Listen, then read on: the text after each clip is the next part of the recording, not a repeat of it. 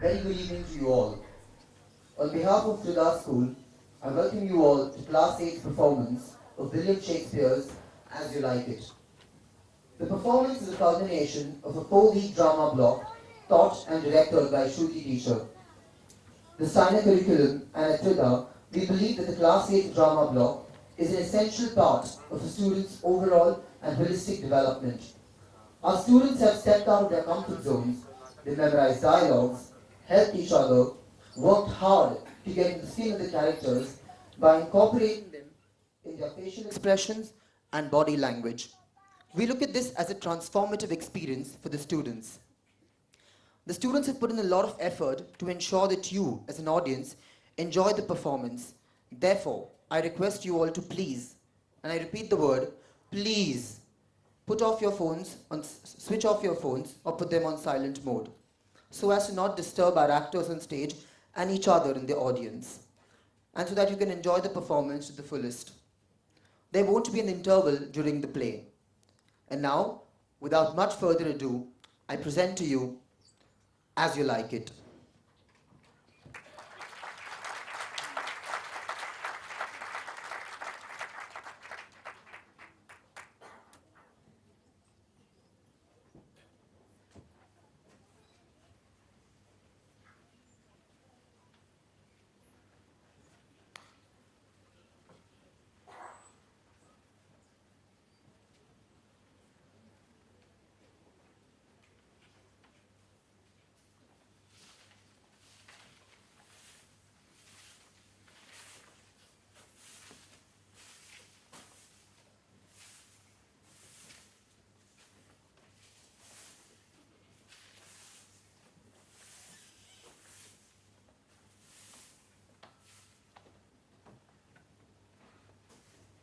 As I remember Adam, it was upon this fashion bequeathed me by will, but poor 1,000 crowns.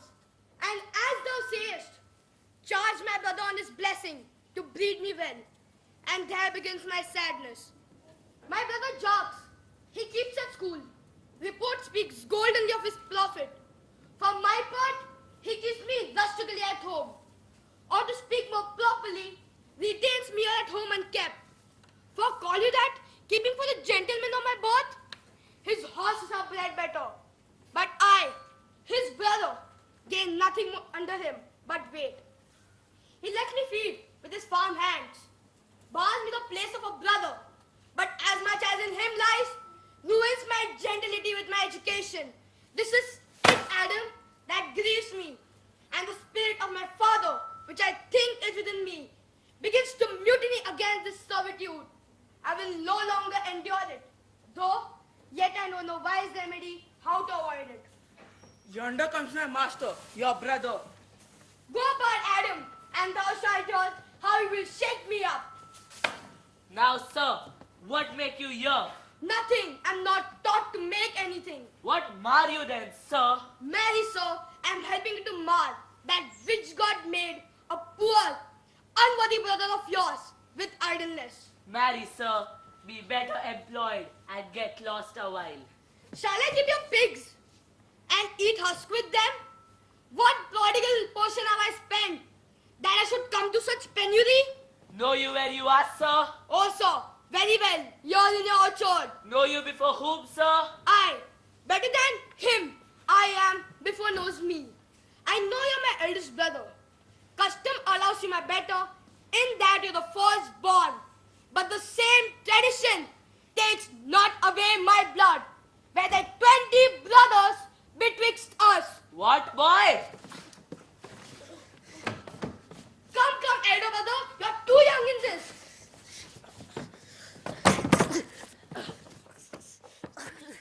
Wilt thou lay hands on me, you villain? I am no villain. I am the youngest son of Sir Roland de Boys. He was my father, and he is thrice a villain that says such a father begot villains. Wert thou not my brother, I would not take this hand from thy throat till his other had pulled out thy tongue for saying so. Sweet masters, be patient, for father's remembrance. Be at accord. Let me go, I say. I will not till I please. You shall hear me. My father charged you in his will to give me a good education. You have trained me like a peasant, obscuring and hiding all gentlemanlike qualities. The spirit of my father grows strong in me, and I will no longer endure it. Therefore, allow me such exercises as may become a gentleman, or give a poor inheritance my father left me by testament. With that, I will go by my fortunes. And what wilt thou do? Beg when that is spent? I shall not be long troubled with you. You shall have some part of your will. I pray you leave me. I no further offend you than becomes me for my good. Get you with him, you old dog. Is old dog my reward? Most true. I've lost my teeth in your service. God be with my old master. He would have not spoken such a word.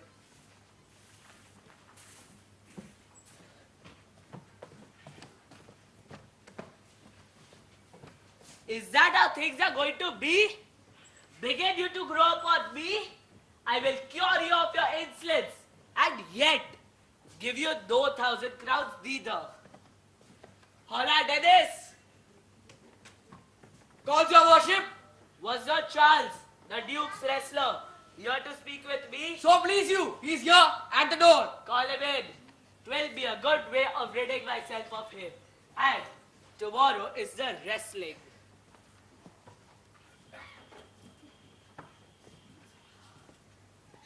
Good morrow to your worship.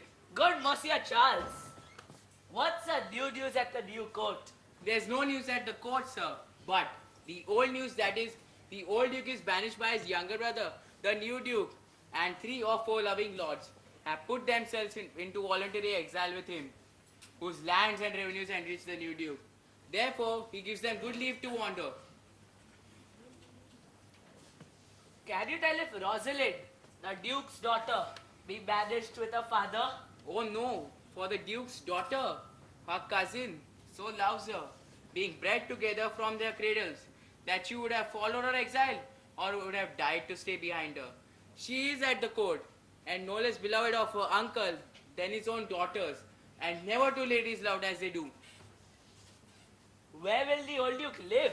They say he's already living in the forest of Arden, and many merry men with him. They say they live like the old Robin Hood of England. They say many young gentlemen flock to him every day and fleet the time carelessly. What?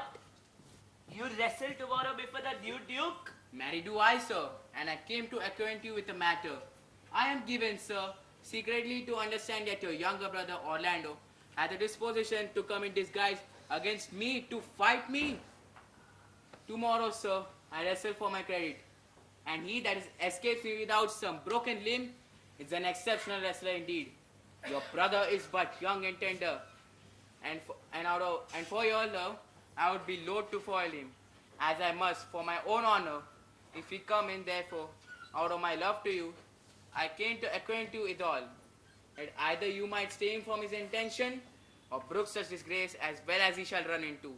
In that it is thing of his own doing, and altogether against my will. Charles, I thank thee for thy love to me, which thou shalt find I will most kindly requite.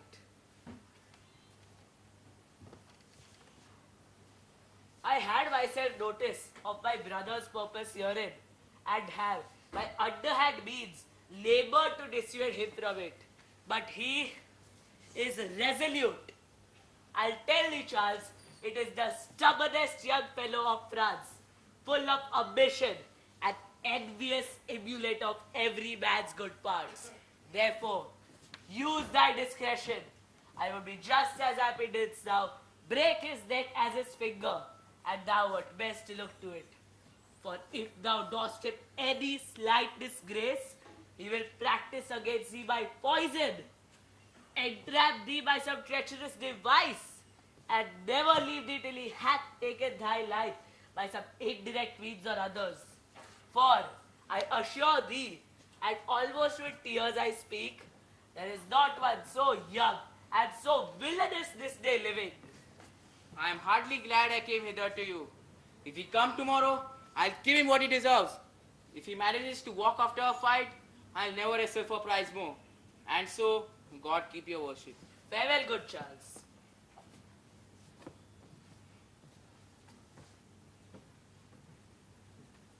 I hope I shall see an end of my brother, for my soul, yet I know not why, hates nothing more than he. Yet he is gentle, never schooled, and yet learned, full of noble device, and enchantingly beloved, especially in the heart of my own people, who best know him, that I am altogether despised. But it shall not be so long. This wrestler shall clear all.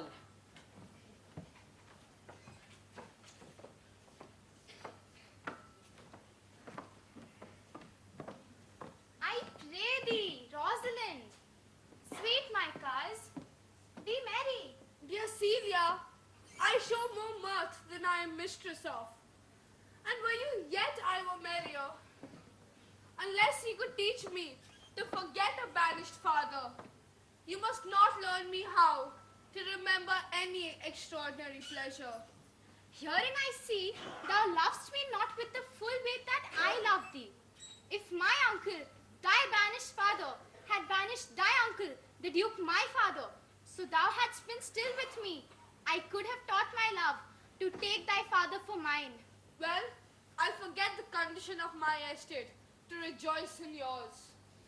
You know my father hath no child but I, nor is he likely to have. And truly, when he dies, thou shalt be his heir. For what he had taken away from thy father perforce, I will render thee again in affection. By mine honor I will. And when I break that oath, let me turn monster. Therefore, my sweet rose, my dear rose, be merry. From henceforth, I will, coz. And devise sport? Let me see. What think you of falling in love? Marry, I prithee do, to make sport with all, but love no man in good earnest. Then what shall be our sport? Let us sit and mock the good housewife Fortune, that her gifts may henceforth be bestowed equally. I would. We could do so, for her benefits are mightily misplaced, and the bountiful blind woman doth most mistakes in her gifts to women. 'Tis true. For those that she makes fair, she scarce makes honest, and those that she makes honest, she does not make fair. Nay, now thou goest from Fortune's office to Nature's. Fortune reigns in the gifts of the world, not in the lineaments of nature. No, when nature had made a fair creature, may she not by fortune fall into the fire? Though nature had given us wit to flout at fortune, hath not fortune sent in this fool to cut off the argument? Mistress, you must come away to your father. Were you made the messenger? No, by mine honor. But I was bid to come for you. Well learned you that oath, fool, from a knight who hath no honor. Prithee, who is that thou meanest? Oliver, one that old Frederick, your father, loves. My father's love is enough to honor him. Enough. Speak no more of him. You will be whipped for this one of these days. The more pity that fools may not speak wisely, what wise men do foolishly. By my troth, thou sayest true. For since the little wit that fools have was silenced,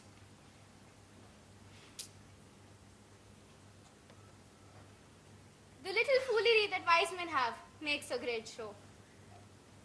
Here comes Monsieur Lebeau. Bonjour, Monsieur Lebeau. What's the news? Fair princess, you have lost much good sport. Sport? Of what kind? I would have told you of good wrestling, which you have lost the sight of. Yet tell us the manner of the wrestling. I will tell you all the beginning, and if it please your ladyships, you may see the end, for the best is yet to do. And here, where you are, they are coming to perform it. Well, the beginning. That is dead and buried. There comes an old man and his 3 sons. I could match this beginning with an old tale. 3 proper young men of excellent growth and presence. The eldest of the 3 wrestled with Charles, the Duke's wrestler, which Charles, in a moment, threw him and broke 3 of his ribs, that there is little hope of life in him. So he served the second, and so the third. Yonder they lie. The poor old man, their father, making such pitiful dole over them that all the beholders take his part with weeping. Alas! But what is the sport, monsieur, that the ladies have lost? Why, this that I speak of. Thus, men may go wiser every day. It is the first time ever I heard breaking of ribs was a sport for ladies. Or I promise thee. But is there any other who dotes upon rib breaking? Shall we see this wrestling, cousin? You must, if you stay here, for here is the place appointed for wrestling, and they are ready to perform it. Yonder, sure, they are coming. Let us now stay and see it.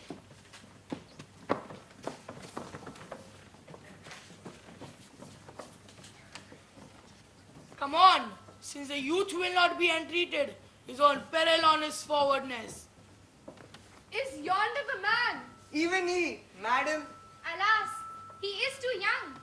Yet he looks successfully. How now, daughter and cousin? Are you kept hither to see the wrestling? Aye, my liege. So please, you give us leave. You will take little delight in it, I can tell you. There are such odds in the man.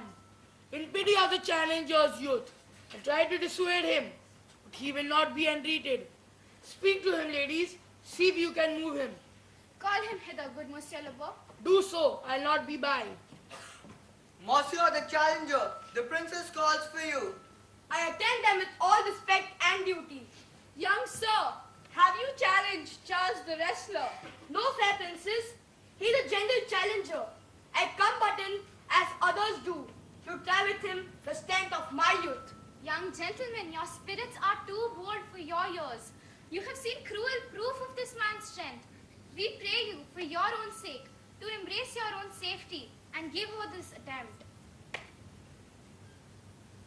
Do, young sir. Your reputation shall therefore not be maligned. We will make it our suit to the Duke, that the wrestling might not go forward. I beseech you, punish me not with your hard thoughts, wherein I confess me much guilty to deny so fair and excellent ladies anything.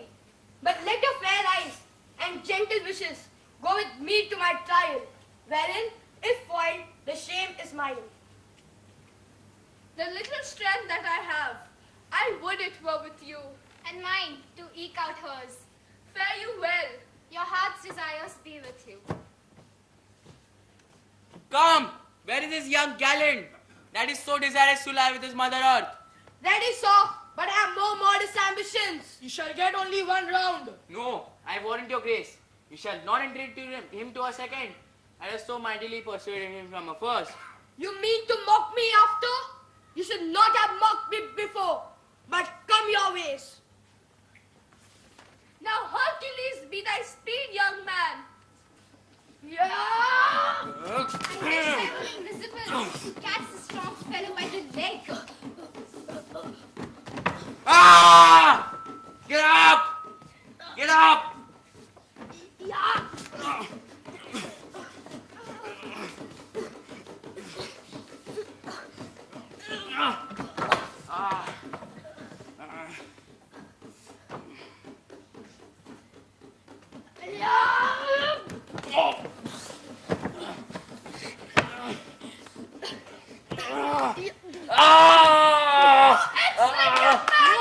No more! Yes, I beseech your grace. I am not yet well bred. How thus, Charles? He cannot speak, my lord. Bear him away. What is thy name, young man? Orlando, my liege, the youngest son of Sir Rolling the Boys. to some man else, the world esteemed thy father honorable. But I did still find him mine enemy. But fare thee well, thou art a gallant youth. Now thou hast told me of another father. Were I my father, cuz, would I do this? I am more proud to be Sir Roland's son, his youngest son, and would not change that calling to be an adopted heir to Frederick. My father loved Sir Roland as his soul, and all the world was of my father's mind. Had I known this man, his son, I would have endeavored to dissuade him with my tears. Gentle cousin, let us go thank him and encourage him. My father's rough and engaged disposition sticks me at heart. Sir, you have well deserved. If you do keep your promises in love, but justly as you have exceeded all promise, your mistress shall be happy. Gentlemen,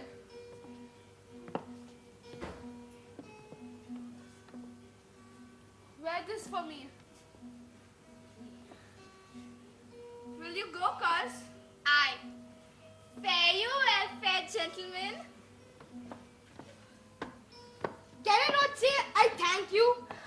He calls us back. I'll see what he wants. Did you call, sir? Sir, you have wrestled well and overthrown more than your enemies. Will you go, cuz? Fare you well.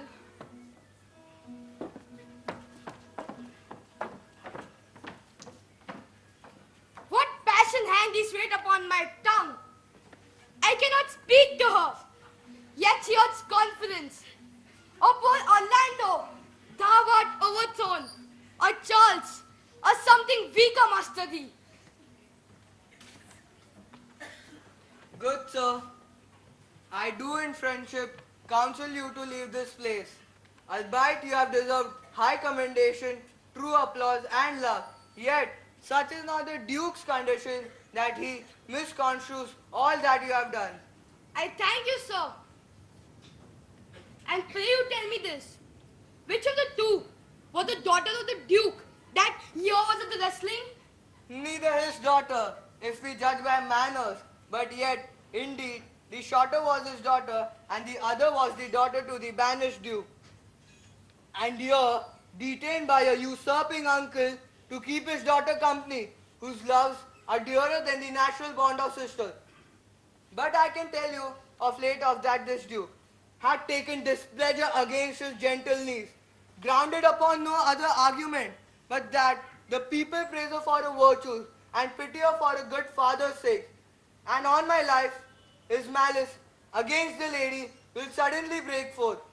So, fare you well. Hereafter, in a better world than this, I shall desire more knowledge and love of you. I rest much bounden to you. Fare you well. Thus must I, from frying pan into a fire, from tyrant duke unto a tyrant brother, but heavenly Rosalind.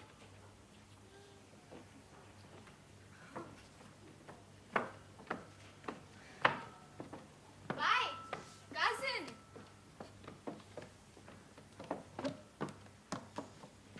Why, Rosalind? Cupid have mercy. Not a word. Is all this for your father? No, some of it is for my child's father. Come, wrestle with thy affections. They take the part of a better wrestler than myself. Oh, a good wish upon you. But let us talk in good earnest. Is it possible, on such a sudden, you should fall into so strong a liking with old Sir Roland's youngest son? The Duke, my father, loved his father dearly. Doth it therefore ensue that you should love his son dearly? By this kind of chase, I should hate him. For my father hated his father dearly. Yet I hate not Orlando. No, Faith, hate him not, for my sake. Why should I not? Doth he not deserve well? Look, you let me love him for that. And do you love him because I do? Look, here comes the Duke. With his eyes full of anger.